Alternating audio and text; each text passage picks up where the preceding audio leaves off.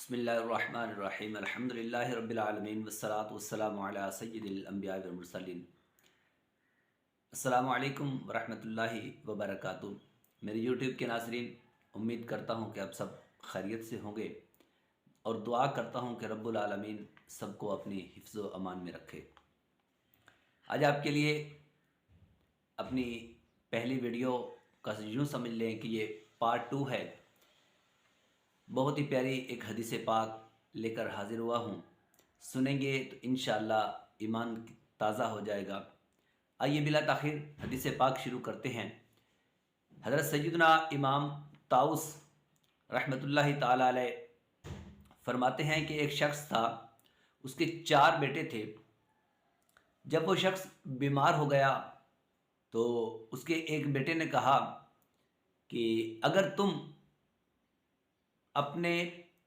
تم والد صاحب کی خدمت کرتے ہو تو پھر تم وراثت سے محروم ہو جاؤ گے، یا پھر یہ چیز میں قبول کرتا ہوں کہ میں اپنے والد صاحب کی خدمت کروں گا لیکن میں وراثت میں سے کوئی حصہ نہیں لوں گا۔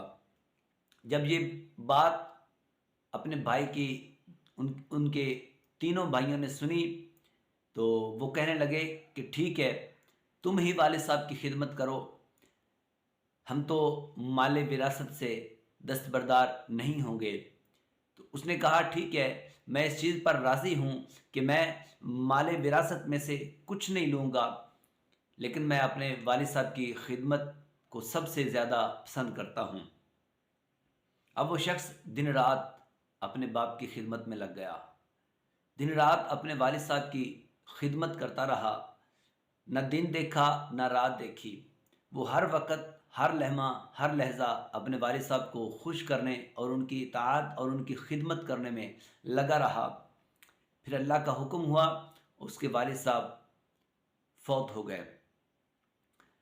جب اس لڑکے کے والد فوت ہو گئے تو اس نے اپنے والد صاحب کی وراثت میں سے کوئی حصہ نہیں لیا۔ ایک دن جب وہ سویا تو خواب میں کیا دیکھتا ہے، کوئی آ کے کہہ رہا ہے کہ اے نوجوان، فلاں جگہ جاؤ، اس جگہ 100 دینار، 100 سونے کے سکے پڑے ہیں، وہ اٹھا لو اور اپنی ضروریات کو پورا کر لو۔ اب یہ نوجوان بولا مجھے یہ بتاؤ کہ کیا ان 100 دینار میں برکت ہوگی؟ تو آگے سے جواب ملا نہیں، وہ برکت سے خالی ہوں گے۔ تو اس نے لینے سے انکار کر دیا۔ صبح جب اس نے یہ خواب اپنی زوجہ کو سنایا تو اس نے کہا اے اللہ کے بندے، جاؤ اور جا کر وہاں سے وہ 100 دینار لے آؤ تاکہ ہم اپنی ضروریات کو پورا کر سکیں، لیکن اس نے انکار کر دیا۔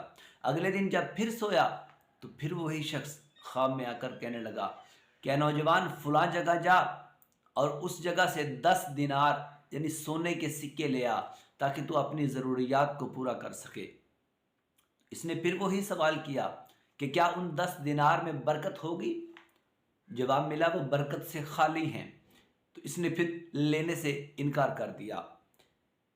اور پھر صبح یوں ہی اس نے اپنی زوجہ، اپنی اہلیہ کو، اپنی بیوی کو اسی طرح جب یہ بتایا تو اس کی زوجہ، اس کی بیوی نے پھر کہا کہ اللہ کے بندے تو چلا جا اور لے آ تاکہ ہم اپنی ضروریات کو پورا کر سکیں، لیکن اس کا جواب پھر وہی تھا کہ وہ مال جو برکت سے خالی ہوگا میں اس کو ہرگز اپنے لیے پسند نہیں کرتا۔ تیسری رات پھر جب یہ سویا تو پھر کوئی خواب میں آ کر کہنے لگا اے نوجوان، فلاں جگہ چلا جا، وہاں 1 دینار یعنی 1 سونے کا سکہ پڑا ہے، وہ اٹھا لے اور اپنی ضرورت کو پورا کر لے۔ اس نے پھر وہی سوال کیا کیا وہ دینار، وہ سونے کا سکہ، اس میں برکت ہوگی؟ تو جواب ملا ہاں، اس میں برکت ہوگی۔ جب اس کی آنکھ کھلی تو یہ صبح اٹھا اور فوراً اس جگہ چلا گیا جہاں خواب میں بتایا گیا تھا۔ اس نے وہاں سے وہ 1 دینار لیا اور بازار کی طرف چلا گیا۔ ایک جگہ پہنچا تو کیا دیکھتا ہے کہ ایک شخص کھڑا ہے، اس کے ہاتھ میں 2 مچھلیاں ہیں۔ اس نے اس سے پوچھا کہ کیا تو ان مچھلیوں کو فروخت کرے گا؟ اس نے کہا ہاں میں ان کو فروخت کروں گا۔ قیمت کا مطالبہ ہوا تو اس نے کہا کہ میں 1 دینار یعنی 1 سونے کا سکہ اس کے بدلے میں لوں گا۔ اس کے پاس 1 ہی سونے کا سکہ تھا، اس نے دیا اور دونوں مچھلیوں کو لے کر اپنے گھر آ گیا۔ جب گھر پہنچا اس نے مچھلیوں کا پیٹ چاک کیا تو اس میں سے انتہائی انمول ایسے موتی برآمد ہوئے، ایسے موتی نکلے کہ جن کی قیمت انتہائی زیادہ تھی۔ اب اس کے قبضے میں وہ موتی آ گئے، دونوں مچھلیوں کے پیٹوں سے ایک ایک موتی نکلا، یعنی 2 موتی ایسے آئے۔ اب ادھر بادشاہ جو تھا اس وقت کا، اس کو ان موتیوں کی ضرورت پڑی۔ اس نے اپنے کارندوں کو بھیجا کہ جاؤ میرے شہر میں، میرے ملک میں اعلان کرا دو اور ڈھونڈ کے لاؤ ایسے موتی، جتنی بھی قیمت اس کی ہو وہ موتی تم خرید کر لے آؤ۔ وہ بادشاہ کے جو ملازم تھے وہ نکلے اور پورے ملک میں ڈھونڈا، پتہ چلا کہ ایک نوجوان ہے، اس کے پاس ایسا موتی ہے۔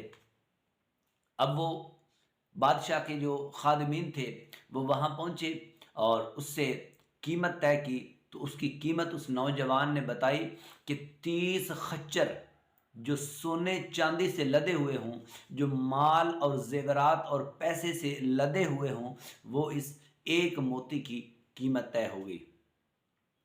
انہوں نے ہمیں بھر لی، اقرار کر لیا کہ ٹھیک ہے اس موتی کی قیمت ہم 30 سونے کے خچر جو مال سے لدے ہوں گے وہ تمہیں دیتے ہیں۔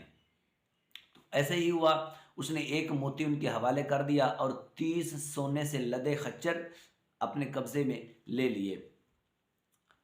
اب جب وہ موتی بادشاہ کے سامنے پہنچا، بادشاہ کے پاس پہنچا، بادشاہ کو وہ انتہائی زیادہ پسند آیا، بہت زیادہ پسند آیا بادشاہ کو۔ تو بادشاہ نے کہا کہ یہ ایک موتی تو اچھا نہیں لگتا، جاؤ ایک اور موتی تلاش کرو۔ پھر وہ اس نوجوان کے پاس پہنچے اور اس سے پوچھا کہ اے نوجوان کیا تیرے پاس ایسا ایک اور موتی بھی ہے؟ اس نے کہا ہاں ہے، لیکن اس کی قیمت اس سے میں ڈبل لوں گا، اس سے بھی دگنی قیمت اس کی وصول کروں گا۔